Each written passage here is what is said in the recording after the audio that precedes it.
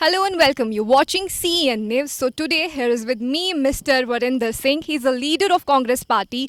Let's just interact with him and just know about the prevailing situation that is going on in India. Hello sir. हाँ hello. It's good to have you on the CN news.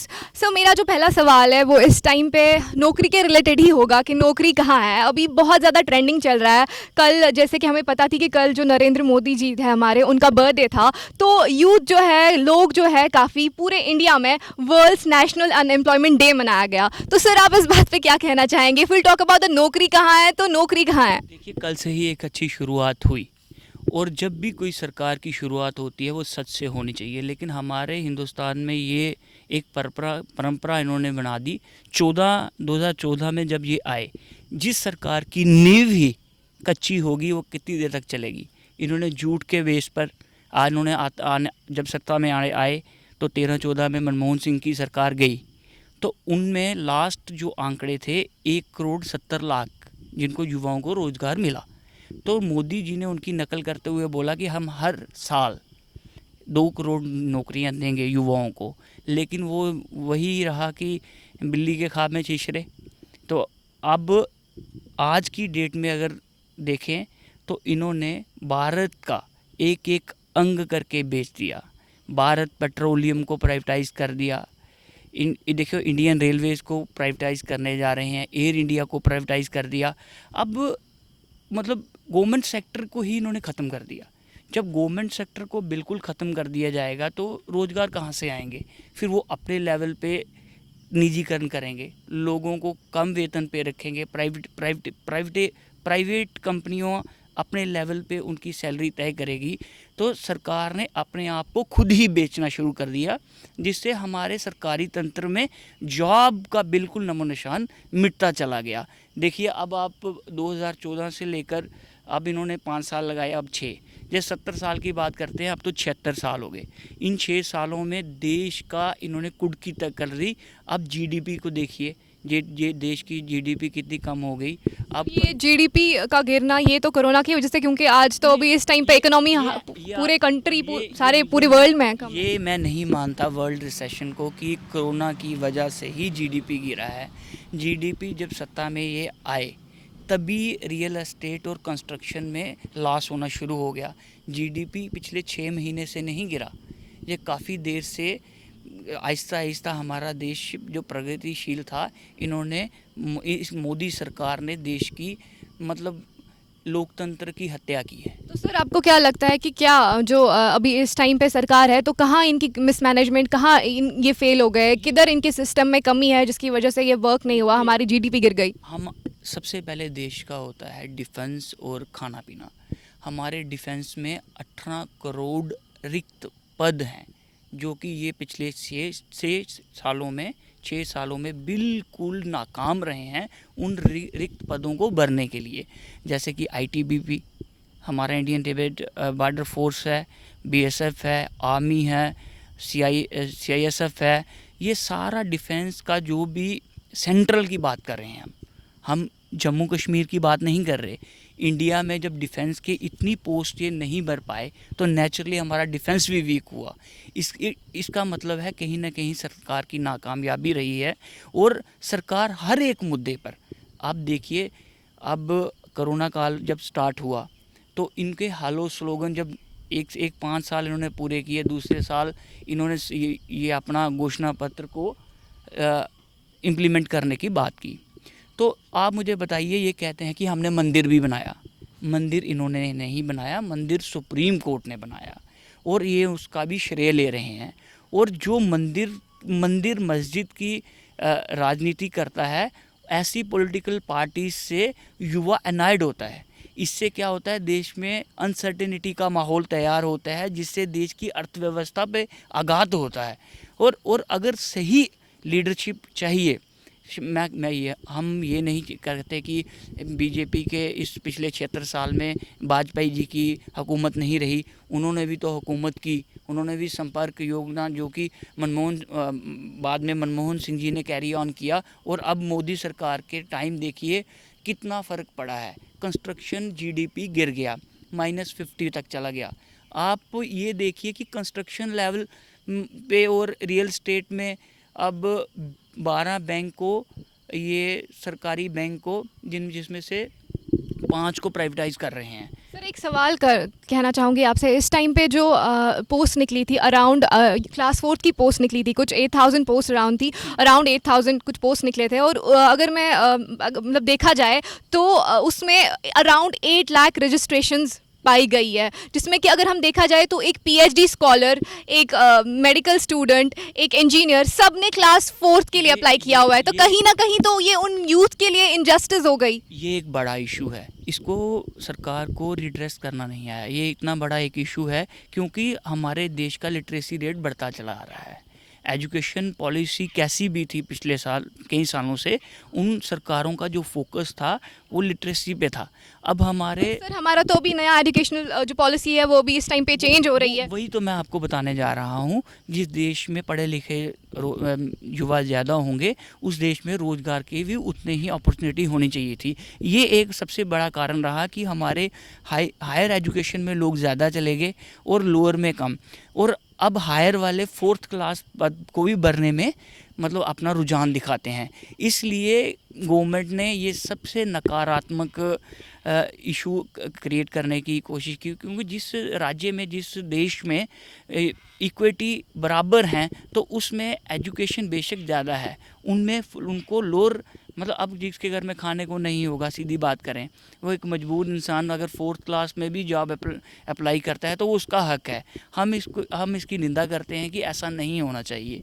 Sir अगर एक मैं बात करूं कि जब article scrap हो गया, after the abrogation of article 370, उसके बाद एक यूथ पैकेज की बात की गई थी, जो हमारे गवर्नर है, x governor mister Satyapal Malik, उन्होंने एक यूथ पैकेज निकाला था जो स्पेसिफिकली एक यूथ के लिए था, उन्हें एम्प्लॉयमेंट देने के लिए वादा किया गया था। अब उसके रिलेटेड ना कोई स्कीम आई, ना नोटिफिकेशन आई, तो सर आप इस बात पे क्या कहना चाहेंगे? पहले तो मैं ये अभी भी आपको बता दूं कि ये 370 मैं अभी ये मानता नहीं टूट गई है। ये लोग आनन फानन पे इसे अनकॉन्स्टिट्यूशनली इन्होंने स्क्रैप किया। और बीइंग जम्मू कश्मीर का स्टेट का रहने वाला, मतलब एक स्टेक होल्डर, मैं आपको ये कहना चाहता हूँ कि जम्मू कश्मीर हमारी इतनी समृद्ध स्टेट थी, अब इन्होंने इस स्टेट को हालो स्लोगन दे दे के, जब राज्यपाल सत्यपाल मलिक जी की आपने बात की तो उन्होंने आते ही ये कहा यहाँ की सरकारें विफल रही हैं। उन्होंने आड़े हाथे बीजेपी को ही ले लिया, जो बीजेपी कहती थी हमारा गवर्नर है ये। तो उन्होंने कहा कि इन्होंने यूथ में जेके बैंक की जो मतलब जॉब्स थी उसमें धांधली हुई है, तो 50,000 का उन्होंने भी हालो स्लोगन दे दिया। जो भी जम्मू कश्मीर में कोई अल्टी गवर्नर आ रहा है या गवर्नर मलिक जी रहे, गिरीश जी रहे हैं, अब कोई भी एक स्थिर गवर्नर नहीं दे पा रहे हैं। और जब जिस स्टेट में एक स्थिर गवर्नर नहीं होगा तो वहाँ की हालात ऐसे ही होगी। यहाँ पॉलिटिकल पूरा नेक्सस इसमें इन्वॉल्व है बीजेपी का। हम आड़े हाथे बीजेपी को लेते हैं। क्यों ऐसा उन्होंने जेके बैंक की रिक्रूटमेंट में धांधली हुई। और हम ये नहीं कहते कि जो लोग लगे हैं वो गलत हैं, हम ये कहते हैं जो लोग एक कॉम्पिटेंट थे, जो उस जॉब के लिए सही थे, उनको नहीं लगाया गया। कहीं ना कहीं उन युवाओं को ये इनके साथ बहुत गलत हुआ है। इसीलिए हम ये कहना चाहते हैं सरकार का जो रवैया होता है यूथ के प्रति नर्म होना चाहिए, थोड़ा सा उनकी सोच सकारात्मक होनी चाहिए कि हमने यूथ को एड्रेस करना है। जब भी कोई आता है, नेता सत्ता में आता है, तो आते ही युवाओं को लुभाने पैकेज लुभाता है कि हम ये करेंगे, इनके लिए वो करेंगे। वैसा होता नहीं है। आज की जो सिचुएशन देखें, इतनी देर से स्कूल कॉलेजेस नहीं खुले, लेकिन आज कहीं ना कहीं यूनिवर्सिटीज़ की फ़ीस को लेके आंदोलन हो रहे हैं। अब स्कूल के देखिए, पेरेंट्स एसोसिएशंस कह रही है कि हम पिछले 6 महीने से बच्चों को हम फ़ीस नहीं दे सकते हैं। तो ऐसी सिचुएशन में सरकार अगर कोई ऑर्डर करे और प्राइवेट स्कूल और यूनिवर्सिटी ना माने, तो ये सरकार का क्या रवैया है, ये कौन सी सरकार है? तो मैं ये समझता हूँ, ये एलडी गवर्नर साहब से हमारी ये अपील है कि इस इशू को ना जनरेट होने दें। अगर आप जम्मू कश्मीर में लोकल, अब हम जहाँ पे रहते हैं बिज़नेस हब का एरिया है, वहाँ पे लोगों को इन्होंने कहा ईएमआई कम नहीं दे देंगे। अब उनके पास इतने लोन हैं और इतनी मतलब कि आज की डेट में कोई ख़रीद नहीं रहा, कोई सामान नहीं ले रहा, और इससे ऑलरेडी जीडीपी -23 से नीचे चल रही है ओवरऑल। तो जब कोई सामान बनेगा ही नहीं तो बिकेगा कैसे? अब क्या है, कंज्यूमर ही नहीं है, मार्केट में कोई चीज़ खरीदने वाला ही नहीं है। वो उस चीज़ को अगर हम जीडीपी को मापने का तरीका देखें, इस सरकार का अलग है। हम सीधी और सरल भाषा में लोगों को ये जीडीपी के बारे में बताते हैं ताकि लोग समझ सकें। अब हमारी इंडस्ट्रियल यूनिट्स जो हैं वो बिल्कुल बंद पड़े हुए हैं। मैं आपको ये आश्वासन देता हूँ कि कहीं ना कहीं जब इंडस्ट्रियल यूनिट बंद होते हैं तो बेरोज़गारी बढ़ती है। अब कंस्ट्रक्शन में माइनस चले गए, अब लेबर क्लास हो गई मतलब बेरोज़गार। तो अब रोज़गार 2 का जो स्लोगन इंडियन नेशनल कांग्रेस ने दिया है, तो हम उसको इस तरह से कहेंगे आने वाले 2022 में। मैं आपको अश्योर करता हूँ यहाँ भुखमरी होगी, यहाँ लोग एक दूसरे के से पैसे मांगेंगे, कोई छीना झपटी शुरू होगी। मतलब लॉ एंड ऑर्डर सिचुएशन में हमें आशंका है कि कहीं ना कहीं प्रॉब्लम क्रिएट होने वाली है। ये लोग मिलिटेंसी की बात करते हैं, मिलिटेंसी से ज़्यादा प्रॉब्लम तब होती है जब सरकार के पास किसी को देने के लिए पेंशन नहीं होगी, भत्ता नहीं होगी। गवर्नमेंट जॉब तो ऑलरेडी चली गई, गवर्नमेंट जॉब्स चली गई। अब ये है कि जो लोग ऑलरेडी गवर्नमेंट जॉब में थे, इन्होंने पार्लियामेंट में एक बिल लाया कि 50 साल में अगर इनकी एवरेज नहीं है तो इनको निकाल दिया जाएगा। मतलब अब 70 साल का प्रधानमंत्री 50 साल का एम्प्लॉय है, जो पिछले 20-25 साल से सेवा कर रहा है लोगों की, अब उसको असेस करने के लिए इन्होंने पार्लियामेंट में एक बिल लाया। अभी तक तो वो पारित नहीं हुआ है, लेकिन हम चाहते हैं ऐसे बिल की हम कड़ी निंदा करते हैं। और जब इन्होंने ये बिल लाया कि हम 1005 नौकरियों को भी इन्होंने वो कर दिया, स्क्रैप कर दिया। कोई भी नोटिफिकेशन आ रहा है लेकिन वो इतनी स्पीड पे आ रहा है जैसे भाजपा के बड़े बड़े नेता कहते हैं कि हम ला रहे हैं। ला तो कुछ नहीं, ले जा रहे हैं। इन्होंने कुछ नहीं लाया। कितनी बार इन्होंने नोटिफिकेशन के बहाल हाँ हम ये कर देंगे। अब अगर हम भाजपा नेताओं की बात करें, इनसे इस गर्मी के मौसम में शाल नहीं संभाला जाता, ये सरकार क्या संभालेंगे? तो ये मैं सही बात कह रहा हूँ, गर्मी में भी शाल लेके घूमना और उसको संभालने नहीं जाना, तो ये इतने बड़े हमारे राज्य को और भारतवर्ष को कैसे संभालेंगे? मुझे ये संदेह है कहीं आने वाले वक्त में कहीं लोग इनके घरों में ना घुस जाएं, इनके घरों में के बाहर बैठ के धरने ना दें। और हम आज की डेट में पूरे तैयार हैं कि हम लोगों के साथ, लोगों के बीच में रहेंगे। सर आपसे एक बात कहना चाहती हूँ। अगर इस टाइम पे एक स्ट्रॉन्ग लीडरशिप की बात की जाए तो एक स्ट्रॉन्ग लीडरशिप में ये होता है कि आपकी पार्टी की अगर मैं आपकी पार्टी की अगर मैं बात करूँ, आपकी पार्टी अपोज क्यों नहीं करती है कहीं? देखिए, हमारे कहीं ना कहीं लोकसभा में, राज्यसभा में जो चुनिंदा लोग वहाँ पहुँचे हैं, कहीं ना कहीं आज देखिए कल राजनाथ सिंह जी पे प्रहार हुआ कि कुछ लोग को बोलने का मौका नहीं दिया। जब हमारे देश के लोकतांत्रिक ढांचे के अंदर बैठकर लोगों को बोलने का हक नहीं दिया जाएगा तो वो तो इमरजेंसी लाइक सिचुएशन प्रिवेलिंग होगी। कहाँ नहीं हक दिया जाएगा, बट आपकी पार्टी का तो अभी इस टाइम पे रोल ही है कि वो अपोज करे। तो आपकी कल आप देखिए देश भर से, पूरे दिल्ली से लेकर जम्मू कश्मीर तक छोटी छोटी टुकड़ियों में रोज़गार दो के स्लोगन और धरना प्रदर्शन हुए। कहाँ नहीं हुए? कांग्रेस कहीं ना कहीं अपोजिशन का रोल निभा रही है और हम आपसे वादा करते हैं कहीं ना कहीं हम आपको सड़क पे ज़रूर मिलेंगे, क्योंकि ये निकम्मी सरकार है जो भी सरकार है इस वक्त। इन्होंने पिछले 6 साल में भारत का बेड़ा गर्क कर दिया है। अगर देश के कॉन्स्टिट्यूशन को, लोकतंत्र को खोखला किया, जिससे कि देश की अर्थव्यवस्था ख़त्म हो गई। आप ये बहाना दे रहे हैं कोविड, हम मानते हैं, लेकिन आप प्राइम मिनिस्टर रिलीफ फंड को कैसे ये लोगों को जस्टिफाई करेंगे कि हमारे पास केयर फंड में धांधली नहीं हुई, जबकि इन्होंने आज तक जो बेरोज़गारी के आंकड़ों में आरटीआई 40,000 के करीब लगी हैं, उनका एक का भी जवाब नहीं दिया।